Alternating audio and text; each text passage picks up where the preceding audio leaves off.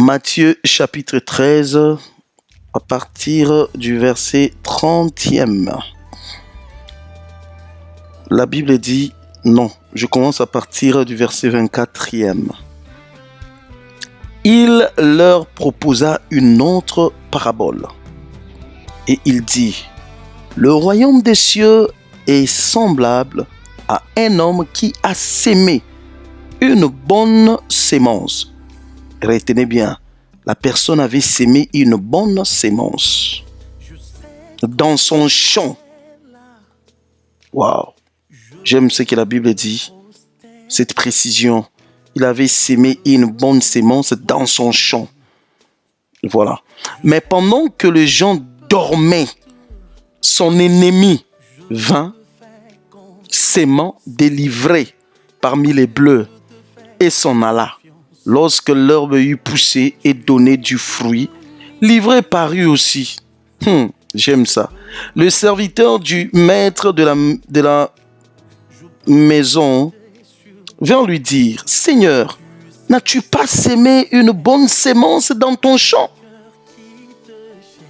Encore cette précision, une bonne sémence dans ton champ.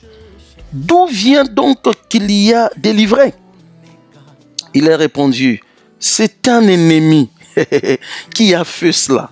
Et les serviteurs lui dirent, veux-tu que nous allions l'arracher? Non, dit-il, de peur qu'en arrachant l'ivraie, vous ne déraciniez en même temps les bleus.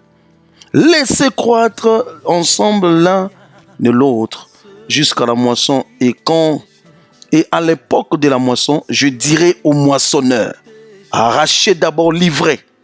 Waouh! Et liez-la en gerbe pour la brûler, mais amassez les bleus dans mon grenier. Amen. Alors, on voit le Seigneur Jésus qui nous donne cette parabole. Il raconte à ses serviteurs ou aux disciples, aux gens qui étaient là, il leur parle de cette parabole de l'ivraie et de blé. La Bible dit, un homme était sorti. Un homme était sorti pour aller dans son champ, pour aller s'aimer dans son champ. Et ce que j'ai aimé, la sémence que cet homme a déposée dans son champ, la Bible dit qu'elle était la bonne sémence.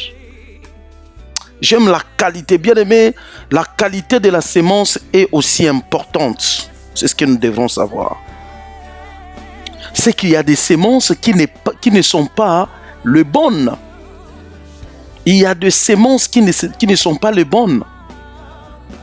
Le problème, ce n'est pas s'aimer, mais tu sèmes quoi? C'est quoi la qualité de la sémence que tu sèmes? Et deuxièmement, après nous avoir parlé de la qualité, la Bible nous parle du lieu, de là où cette sémence doit être sémée. Bien aimé, la bonne sémence mérite d'être sémée dans son propre champ. Dans ton propre champ. Ça veut dire ceci. Quand tu sèmes, c'est pour toi-même que tu sèmes. C'est ce que ça veut dire. La bonne sémence dans son champ, c'est-à-dire ça lui appartient. Même quand il dépose ça, ça m'appartient. Quand même ça va sortir, ça m'appartient. C'est dans mon champ. Comment s'approprier de certaines bénédictions? C'est lorsque tu déposes ta sémence. Tu t'appropries de certaines bénédictions. À chaque fois que tu as posé des bonnes sémences, des bons actes, sache que tu t'es approprié de certaines bénédictions. C'est ce que tu dois savoir. Quand tu sèmes, sache que tu sèmes pour toi-même dans son champ. Et la Bible dit, il est parti, mais la nuit, pendant que lui est parti se reposer, pendant qu'il dormait, l'ennemi, la Bible dit son ennemi, bien aimé, tu te rends compte que ton ennemi suit tes traces. N'est-ce pas que ton ennemi est en train de suivre tes traces? Il est là, il veut savoir qu'est-ce que tu as fait et tu vas le voir faire la même chose. Il étudie ta vie. Il veille sur tous tes mouvements. Il fait le même mouvement que toi. Waouh. Bien-aimé, ton ennemi, qu'est-ce qu'il fait? Au lieu d'aller s'aimer aussi dans son champ, mais ton ennemi vient s'aimer dans ton champ. Celui qui vient s'aimer dans ton champ, c'est que cette sémence n'est pas la bonne. Je vous ai dit que la bonne sémence est s'aimer dans son propre champ. Mais quand quelqu'un vient s'aimer dans ton champ, dans le champ qui ne lui appartient pas, c'est que ce n'est pas la bonne sémence. C'est que ce n'est pas la bonne sémence. Il vient s'aimer. Et pourquoi il vient s'aimer dans le champ qui ne lui appartient pas? Parce que celui qui a sémé la bonne sémence s'attend au bon résultat, au bon fruit. Mais celui qui vient s'aimer dans le champ qui ne lui appartient pas, il ne vient pas dans le but de voir le fruit. C'est pour étouffer la bonne sémence. C'est-à-dire que les mâles veulent toujours combattre le bien, le vrai. Il vient s'aimer dans le champ qui ne lui appartient pas. Il sait très bien que ça ne m'appartient pas. Ben voilà, je dépose ça là-bas. Quand ton ennemi regarde ta vie, il veut venir déposer tout ce qui est mauvais. C'est ce que le Seigneur m'a fait comprendre. Et la Bible dit, oh j'aime la Bible. Bien un temps plus tard, la bonne sémence, oh qu'est-ce qui a poussé en premier? C'est la bonne sémence. Malgré la présence d'une mauvaise sémence, ça n'a pas empêché la bonne sémence de donner des fruits. Ça n'a pas poussé. C'est-à-dire que dans ta vie, il doit être fait selon ce que toi-même tu as planifié ou selon ce que Dieu a planifié. Ce n'est pas d'abord la volonté d'une autre personne qui doit être faite dans ta vie. Peu importe ce qu'il planifie. C'est-à-dire que l'ennemi avait vu que le maître a sémé, le propriétaire du champ a sémé la bonne. Et lui est venu après. Bon, si lui est venu après, pourquoi il doit te vaincre, toi qui étais là déjà avant? Si sa sémence est venue après, mais la terre, comme il y a la justice de Dieu, la terre doit d'abord faire sortir la sémence qui était... C'est pourquoi j'ai l'habitude de dire que ton ennemi te combat en retard. Normalement, qu'est-ce que l'ennemi allait faire? L'ennemi devrait aller dans le champ, s'aimer déjà la mauvaise sémence avant que le maître lui-même vienne s'aimer. Avant que le maître lui-même vienne s'aimer. Mais l'ennemi a étudié, l'a regardé, le maître est d'abord parti. C'est pourquoi je j'aimerais dire à une personne que ton ennemi n'a rien d'originalité. Ton ennemi, c'est un bon copieur, un très bon copieur. Il est fort en copie-coller, ton ennemi. Il est fort. Et je comprends que pourquoi l'ennemi n'a pas sémé chez lui. Parce qu'il n'a pas de champ. Les champs, c'est l'espérance, c'est les pensées, c'est les projets, c'est la foi. C'est tout ce que tu espères, c'est ça les champs. Ton ennemi est tellement sans projet, c'est pourquoi il te combat. Les champs, ce sont tes projets. C'est pourquoi les gens qui combattent les autres n'ont aucune information de leur vie de demain. Voilà. Ils ne savent pas par où commencer. C'est pourquoi ils vous combattent. Alors, la Bible dit, sa mauvaise sémence qu'il était venu déposer a poussé aussi. Waouh! Laisse-moi te dire que si ton ennemi te suit, te poursuit, il y a toujours une limite là où l'ennemi ne peut pas franchir. La Bible dit, Dieu a donné à la mer, aux eaux, la limite qu'elle ne peut pas franchir. C'est-à-dire que même si ton ennemi te poursuit, il y a quelqu'un ici qui a peut-être été beaucoup plus poursuivi par l'ennemi. Laisse-moi te donner la bonne nouvelle qu'il y aura toujours une limite, un moment où il sera obligé de s'arrêter. Oh, tu ne me comprends pas. Waouh. Et la Bible dit, oh, il a semé, lui aussi, il est parti. Voilà. Il se cache toujours. Il se cache. Il a déposé déjà sa mauvaise sémence là. Mais ce que j'aime, malgré la présence de sa mauvaise sémence, ça n'a pas empêché la bonne sémence de croître. C'est pour vous dire que malgré tout ce que vous traversez, tout ce que vous avez eu à faire pour Dieu vous payera. Au nom de Jésus. Mais pendant... Voilà. Et il a fait pendant que les gens dormaient. C'est pourquoi il n'était pas avantageux de dormir. Dormir ici, c'est être distrait. Être faible, se laisser emporter par la faiblesse, abattu, se laisser abattre par la faiblesse. Ne le permets pas.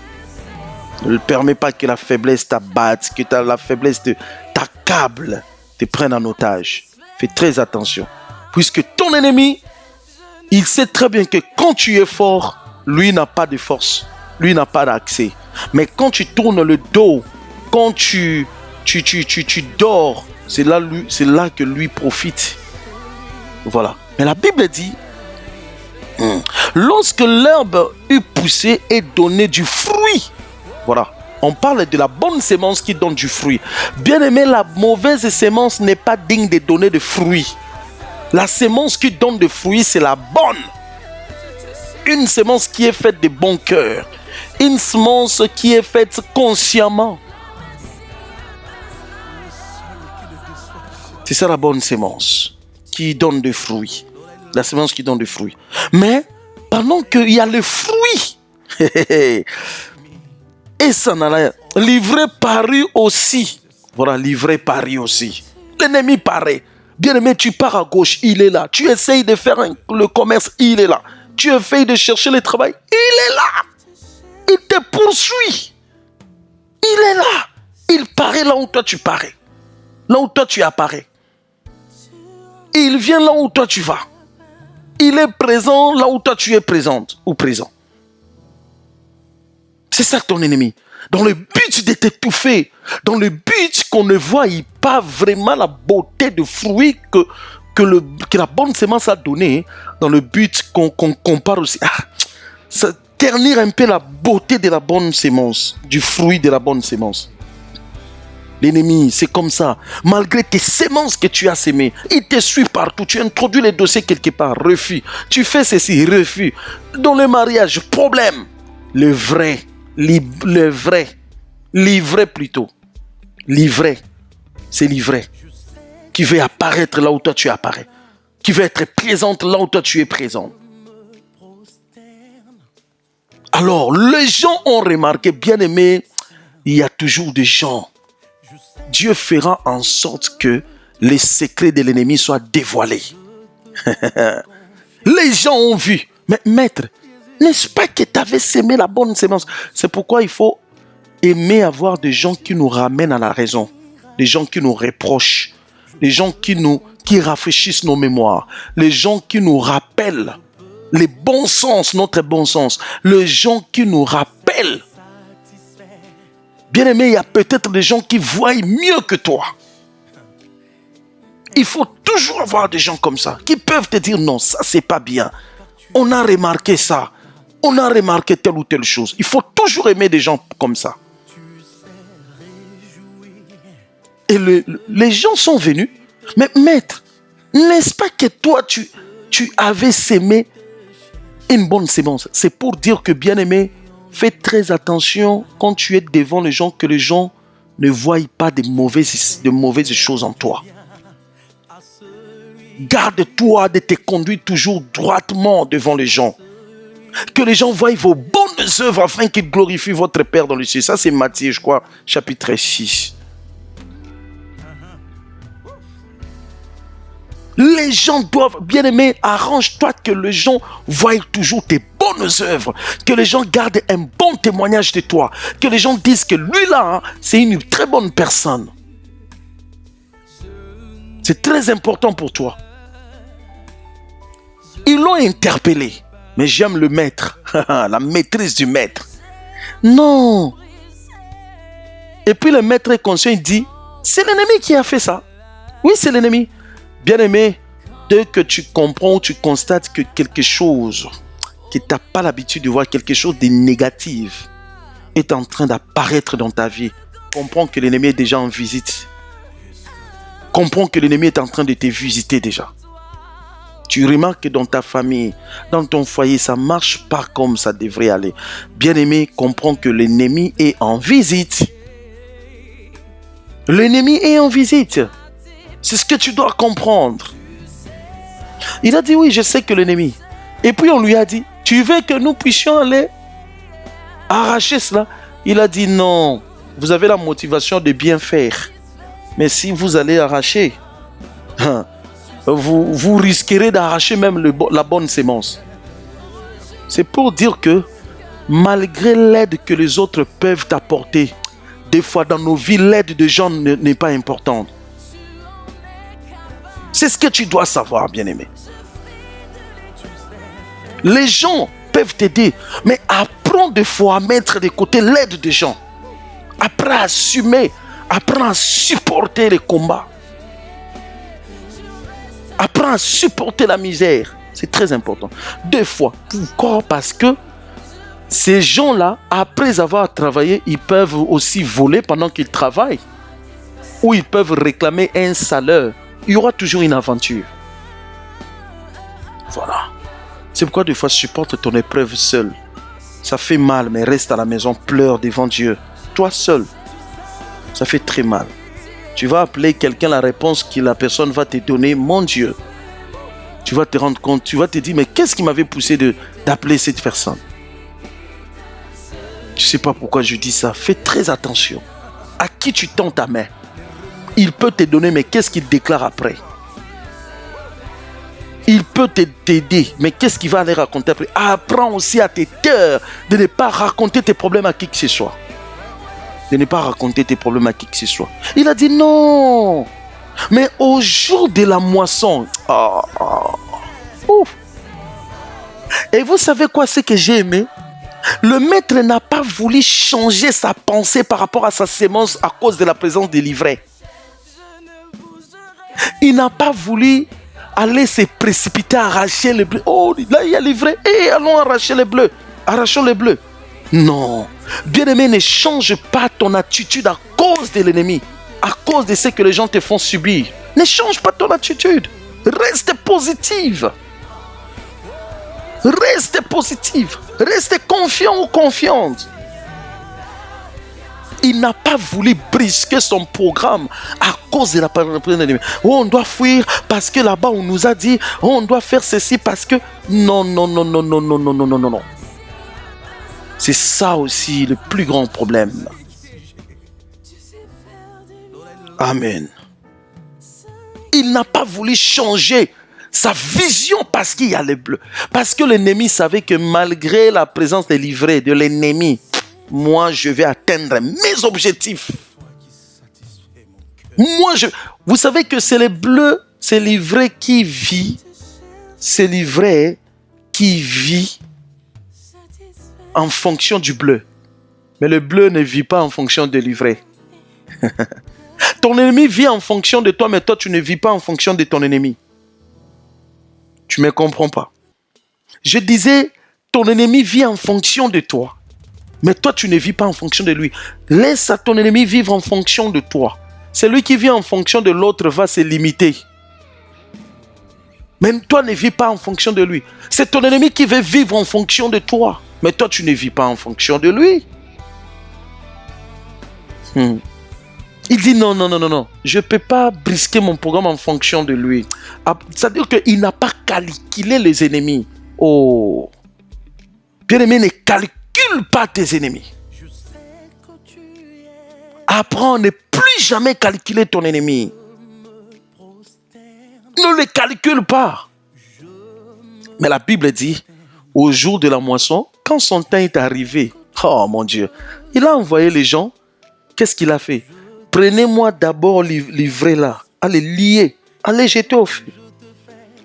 Comme la sémence, j'ai beaucoup aimé cette parabole. Quand la sémence, la bonne sémence de bleu était déposée, il n'y avait pas encore l'ivraie. Il n'y avait que la sémence de blé. Et Dieu ne permettra pas que, à la fin, que tu finisses ta vie avec ton ennemi. Waouh! Il n'a pas permis qu'à la moisson, qu'on laisse d'abord le livret continuer. Non. Et c'est ce que Dieu fera. Quand Dieu a planifié les choses dans ta vie, il n'y avait pas encore l'ennemi. Et comme ton ennemi est venu après pour te combattre, Dieu ne permettra pas que ta vie se termine avant ton ennemi. C'est lui d'abord qui sera puni. Vous ne savez pas que Judas était mort avant Jésus? Judas qui avait livré Jésus était mort avant Jésus. Ah, c'est ça la justice de Dieu. Et il permettra que ton ennemi finisse sa course avant toi. Et comprenez que le destin des livrés n'est pas le même destin que le blé. Waouh! L'ivraie a pour destination le feu. Mais la Bible dit l'ivraie, quant au bleu, qu'est-ce que la Bible dit? Jusqu'à la moisson, arrachez d'abord l'ivraie et liez-la en gerbe pour la brûler. Mais amassez le blé dans mon grenier. Oh, bien-aimé, même si la personne te copie, fait ta copie collée, il ne te ressemblera pas et vous n'avez pas la même destination. C'est pourquoi inutile de jalouser quelqu'un, puisque vous n'avez pas la même destination, vous n'avez pas le même destin. Arrêtez de jalouser quelqu'un. S'il réussit sa vie, gloire à Dieu. Ils n'ont pas la même... Oh, ton ennemi, il ne sait pas que quand il vient se placer sur ton chemin et qu'il est en train d'allumer le feu lui-même, du fait qu'il vient se coller à toi, sa présence là, c'est juste l'allumette qui allume le feu pour que lui-même soit brûlé. Vous n'avez pas le même destin. J'aimerais dire à une personne, vous n'avez pas le même destin. L'ivraie et le bleu n'ont pas le même destin. Ah bon? Et ce qui m'a encore fait du bien, c'est quoi? Comprenez que celui qui était venu s'aimer livrer, c'est qui? C'est l'ennemi, non? Mais celui qui a ordonné qu'on la brûle, qu'on brûle l'ivraie, ce n'est même pas la personne qui l'a sémé. Ce n'est même pas lui-même l'ennemi. C'est le maître de la moisson. Bien aimé, pour dire que dans ta vie, il n'y a que toi seul qui peux faire loi dans ta vie. Personne d'autre ne peut faire la loi. Tu es supérieur à ton ennemi parce que ta vie t'appartient. C'est pourquoi tu as le devoir ou le pouvoir de dire que je ne veux pas de ça. Et cela ne se fera pas. Parce que c'est toi seul qui es maître de ta vie.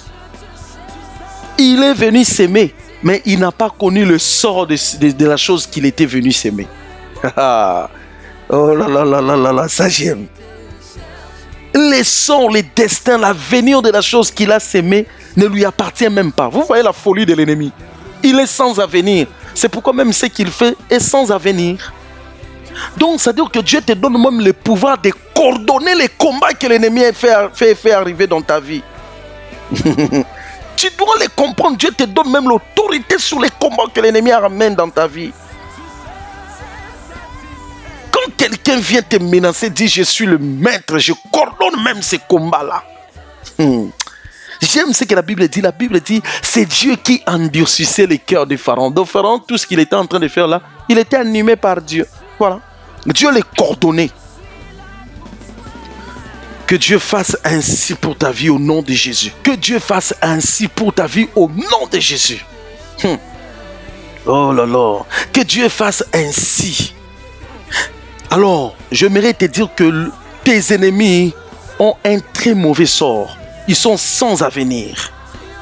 Dieu te laissera. La Bible dit, prenez mes ivraies, mes blés, mettez dans mon panier. Mettez. Ça dit mon objectif, je vais continuer à atteindre mon objectif. Oh, que Dieu finisse avec tes ennemis maintenant au nom de Jésus.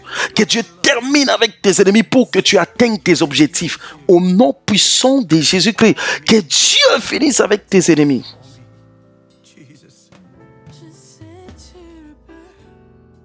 C'est toi qui satisfais mon cœur. Je te cherche. Satisfais-moi.